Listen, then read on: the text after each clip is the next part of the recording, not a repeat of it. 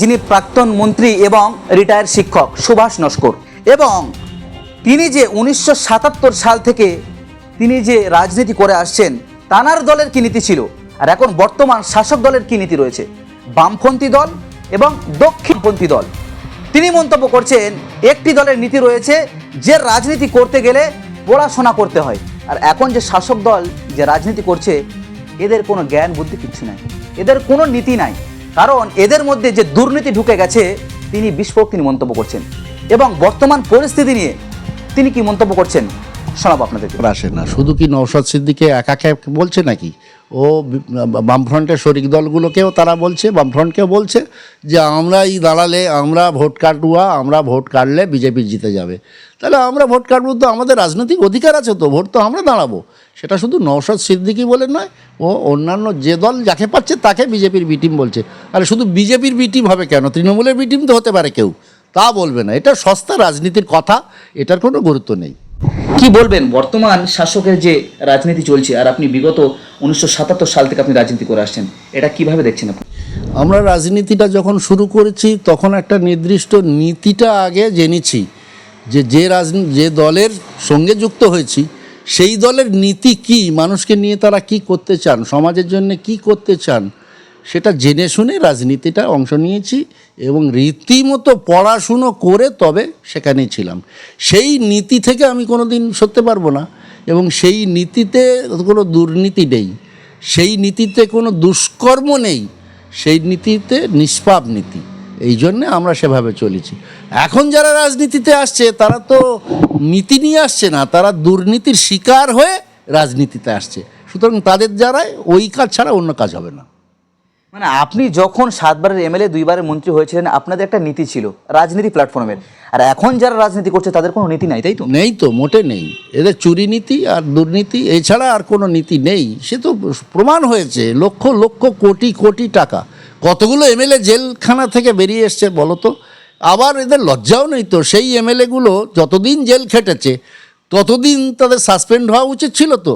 একটা মন্ত্রী জেল গেলে কি হয়, সাসপেন্ড করা উচিত ছিল, সাসপেন্ডও করেনি, উল্টে সরকারি লক্ষ লক্ষ টাকা তাদের ব্যাংক অ্যাকাউন্টে বেতন ভাতা হিসাবে দিয়েছেন, আবার তাদের পুনরায় নির্বাচিত করার জন্য ভোটে দাঁড় করিয়েছেন।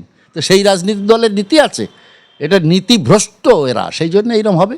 যতদিন আবার জিতলে আবারই হবে।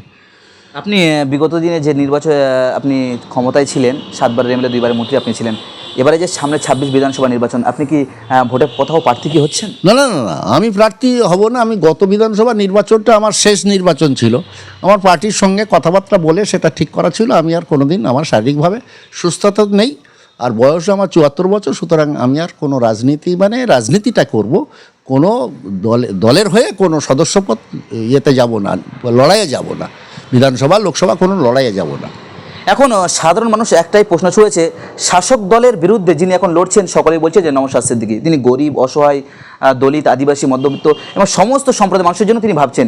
এখন ভাঙড়ের যিনি বিধায়ক রয়েছেন নওশাদ সিদ্দিকী, এবং শাসক বিরোধী দল যে সমস্ত রয়েছে এবং দলের একাধিক নেতৃত্ব যারা রয়েছেন তারাই বিস্ফোরক মন্তব্য করছেন তিনি যে প্রকৃত বিজেপির বিটিম, এবং এই দলের যে নীতি আর এবং ইন্ডিয়ান সেকুলার ফ্রন্টের চেয়ারম্যান যে নওশাদ সিদ্দিকী, তাঁর যে দলের নীতি, আপনার বিগত দিনের আপনার যে এতটা আপনার রয়েছে রাজনীতির অভিজ্ঞ, এই হিসেবে আপনি কোন চোখে দেখছেন এখন? তাহলে এটা কিছু বলার, উত্তর দেওয়ার কিছু দরকার আসে। আমার রাজনীতি শুরু আরও আগে থেকে, 1977 সাল থেকে। কারণ 78 সালে আমি পঞ্চায়েত সমিতির সদস্য হয়েছিলাম বাসন্তীর, এবং 78-এর পরে আমি ওখানেকার পঞ্চায়েত সমিতির সহসভাপতি হই। 81 সাল পর্যন্ত ছিলাম, 82 সালে এমএলএ হয়েছি। ওখান থেকে আমি পরপর 2016, মানে এই সরকার, মমতা ব্যানার্জি সরকারের আমলেও আমি একটা টার্ম 5 বছর এমএলএ ছিলাম।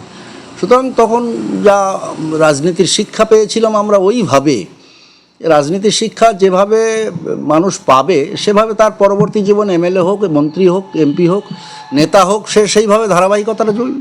আর এখনকার যারা রাজনীতির যে শিক্ষাটা পাচ্ছে, এদের তো কোনো নির্দিষ্ট একটা নীতির ওপরে তো দাঁড়িয়ে আমরা রাজনীতি করি, এদের সেই রকম কোনো নীতি নেই, লুটে খাওয়াটা এদের নীতি। সেই জন্য মমতা ব্যানার্জি যাই বলুন না কেন, যাদেরকে আনবে তিনি তাদের ওইভাবে তৈরি করে রাজনীতিতে ঢোকাবে।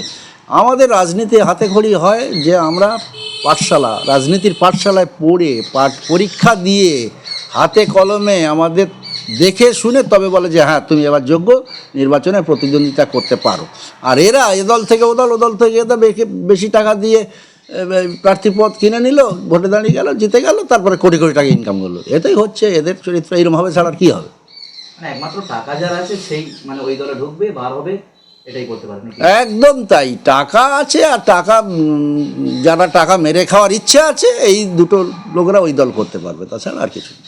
সংবিধান রাইট দিয়েছেন ভারতবর্ষের যে কোনো মানুষ যে কোনো দল করতে পারে, সে সিপিএম করতে পারে, আইএসএফ করতে পারে, বিজেপি করতে পারে, কংগ্রেস করতে পারে, আরএসপি করতে পারে, কিন্তু তৃণমূলের বারবার প্রশ্ন পীর সাহেবরা কেন রাজনীতি করে, এই নিয়ে আপনি কী বলবেন? না না, তোমরা পীর সাহেবরা কারা? পীর সাহেবরা তো একটা ধর্মের, মুসলিম ধর্মের পীর সাহেবরা, হিন্দু ধর্মের ওই ব্রাহ্মণরা, চৈতন্যধারী তিলকধারীরা তারা, তাই আবার অন্য ধর্মেরও তারা আছে।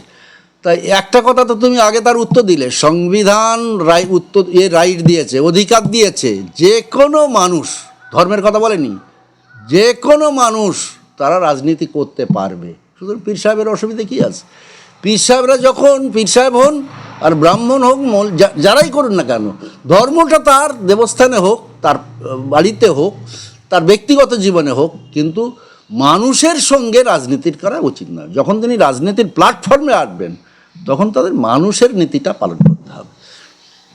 একটা প্রশ্ন এখানে করতেই হয়, কারণ আপনি বিগত জীবনে এবং বিগত নির্বাচনে আপনি যে 7 বারের এমএলএ আপনি হয়েছেন এবং 2 বারের আপনি মন্ত্রী আপনি হয়েছেন, তাহলে আপনাদের সময়ে তখন মানুষ, যে সমস্ত মানুষ শিক্ষায় যারা তাদের মধ্যে ছিল তারা চাকরি করেছে, কিন্তু এখন এই যে বর্তমান পরিস্থিতি চলছে রাজ্যের মুখ্যমন্ত্রী মমতা বন্দ্যোপাধ্যায়ের আমলে, এখন সামনে 26 বিধানসভা নির্বাচন এবং তিনি যে এই 15 বছর তিনি ক্ষমতা রয়েছেন এবং টানার রাজনীতির জীবনে এই যে 15 বছর পার হয়েছে, এখন যে সমস্ত শিক্ষক শিক্ষিকা যারা রয়েছে, যারা চাকরি এখনো পর্যন্ত পায় না এবং যারা শিক্ষা পাওয়ার যোগ্যই নয়, মানে শিক্ষকের চাকরি পাওয়ার যোগ্যই নয়, তারাই কিন্তু আজকের তারা চাকরি করছে এই রাজ্যে, এই মুখ্যমন্ত্রী আমলে। কি বলবেন আপনি? না না, এটা তো বোঝা উচিত তোমাদের যে প্রথমত রাজনীতির প্রত্যেকটা একটা নির্দিষ্ট পার্টিগত নীতি থাকে, শিক্ষাগত নীতি থাকে। আমরা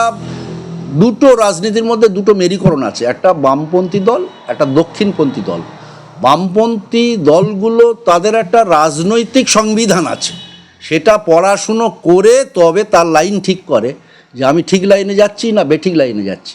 বেঠিক লাইনে গেলেই সঙ্গে সঙ্গে রাজনৈতিক দলের নেতৃত্ব টেনে ধরবে, হয় তাকে বসিয়ে দেবে, নয় তাকে সাবধান করবে, নয় তাকে পার্টি থেকে সাসপেন্ড করে দেবে। এইটা হচ্ছে বামপন্থী দলের নীতি।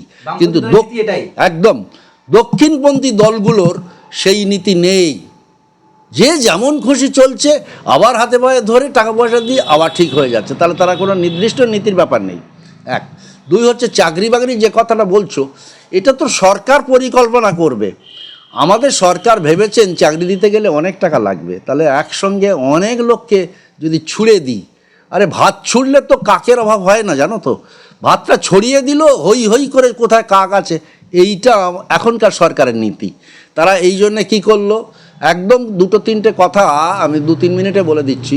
প্রথম তারা এসেই মাত্র শুরু করলো যে রাজ্যে কোথায় কত ক্লাব সংগঠন আছে, সেখানে যুবগোষ্ঠীরা থাকে, তো সে লেখাপড়া জানা হোক আর কম জানা হোক, তাদের আগে ক্লাবের টাকা দিয়ে বশ করে নিল। এই ক্লাবের টাকা দিচ্ছে, সরকার দিচ্ছে, দিদিমণি দিচ্ছে, আস্তে আস্তে অনুগত হয়ে গেল। তারপরে করলো কি, রাজ্যের যেখানে যত মা বোনেরা আছে তাদের ভাতা দিতে লাগলো, আরও অনেকগুলো। তারপরে শেষ ধর্মের লোকদের টানতে লাগলো, ধর্মীয় যারা টুপিধারী, যারা টিকিধারী, তাদের ভাতা দিতে লাগলো, যে এরা যেন আমার কাছে বাঁধা হয়ে থাকে। তাহলে কেউ যদি ঋণী হয়ে থাকে, উনি বলেন আমি দিয়েছি, তার মানে তুমি আমার কাছে ঋণী। ঋণ যারা নেবে তাদের গলাটা উঁচু করে বলতে পারে না, তারা মনে করে আমরা ঋণী, কিন্তু ওটা যে তার অধিকার সেটা তার হারিয়ে যায়। এই ঋণগ্রস্ত মানুষরা আর গলা উঁচু করে বলতে পারে না যে আমার চাকরি কোথায়,